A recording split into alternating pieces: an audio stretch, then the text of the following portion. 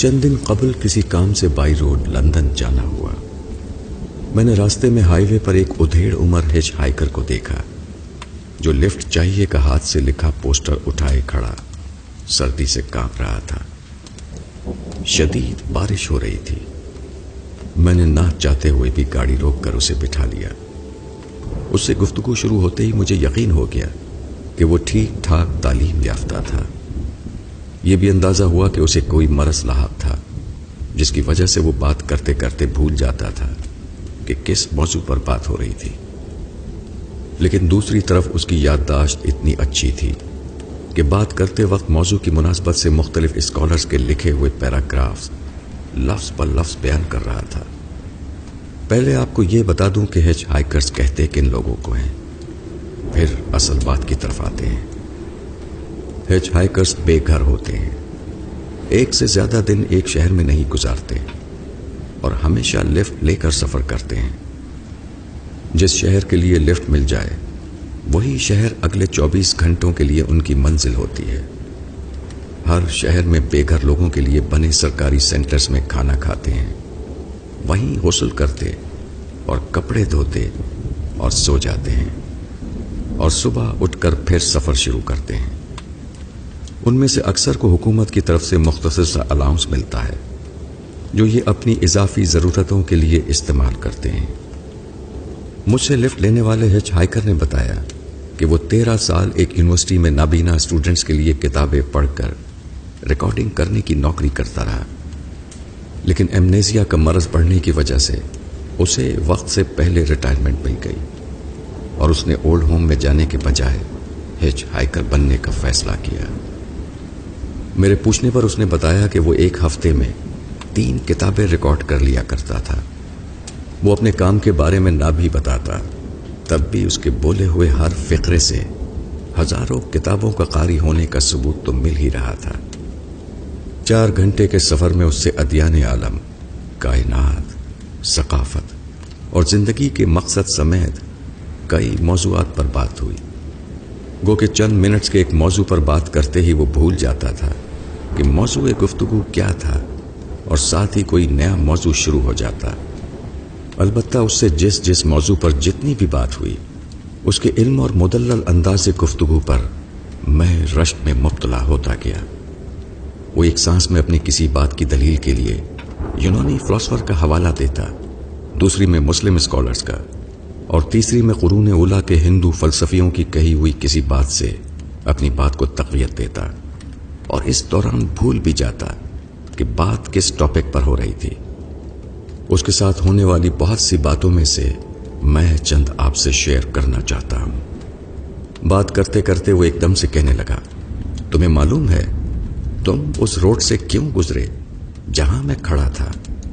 میں نے کہا کیونکہ مجھے لندن جانا تھا۔ ہاں وہ تو تمہیں جانا ہی تھا، وہ بولنا شروع ہوا، لیکن تم اس خاص وقت میں وہاں سے اس لیے گزرے کہ وہاں تمہارے لیے قدرت نے ایک امتحان رکھا تھا۔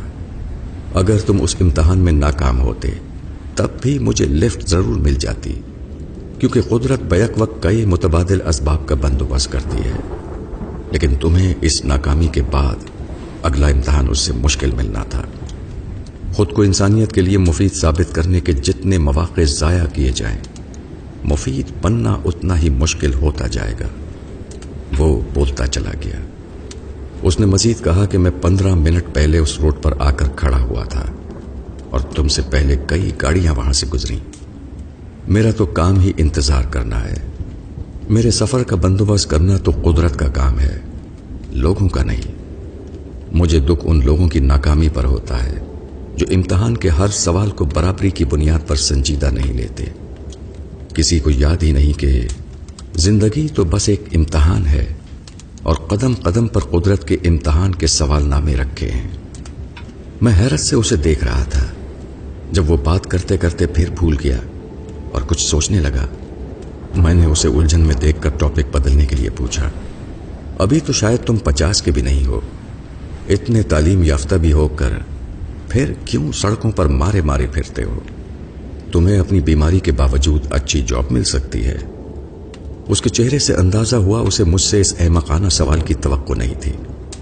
کہنے لگا، دیکھو مجھے گورنمنٹ سے $900 ماہانہ ملتے ہیں، جو بھیک نہیں، وقت سے پہلے ملنے والی ریٹائرمنٹ کی پینشن ہے۔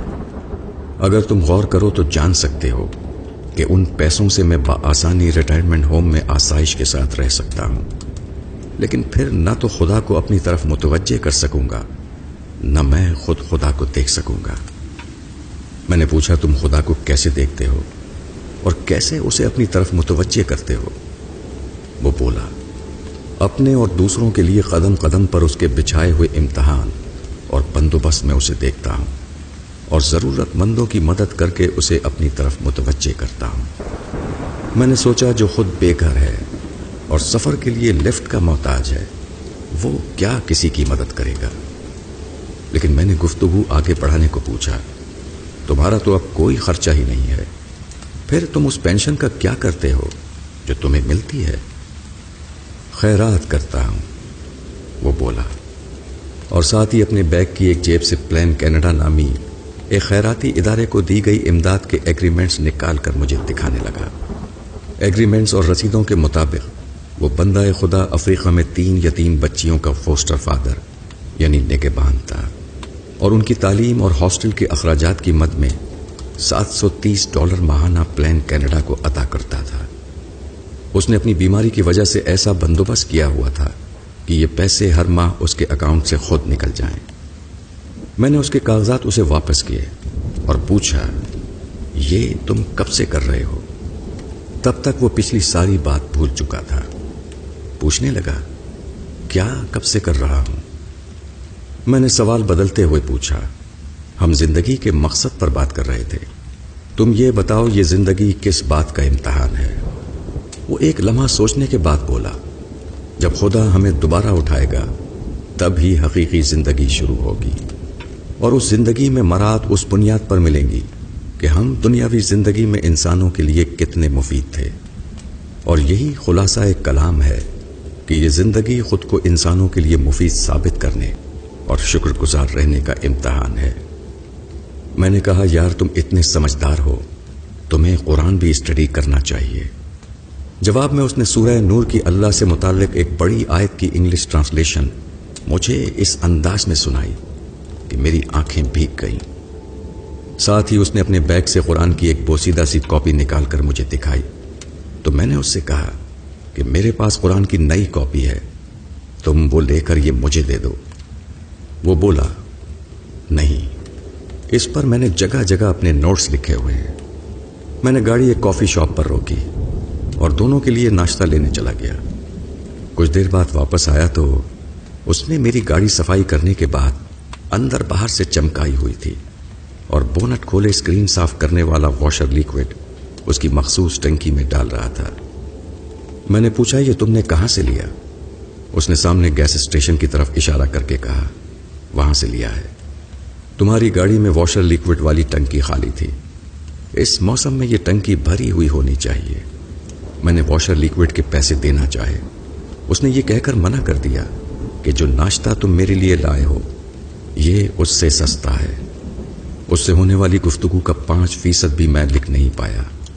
وہ تو لندن پہنچ کر میری گاڑی سے اتر گیا، لیکن میں شاید لمبا عرصہ اس انسان کو نہ بھول پاؤں۔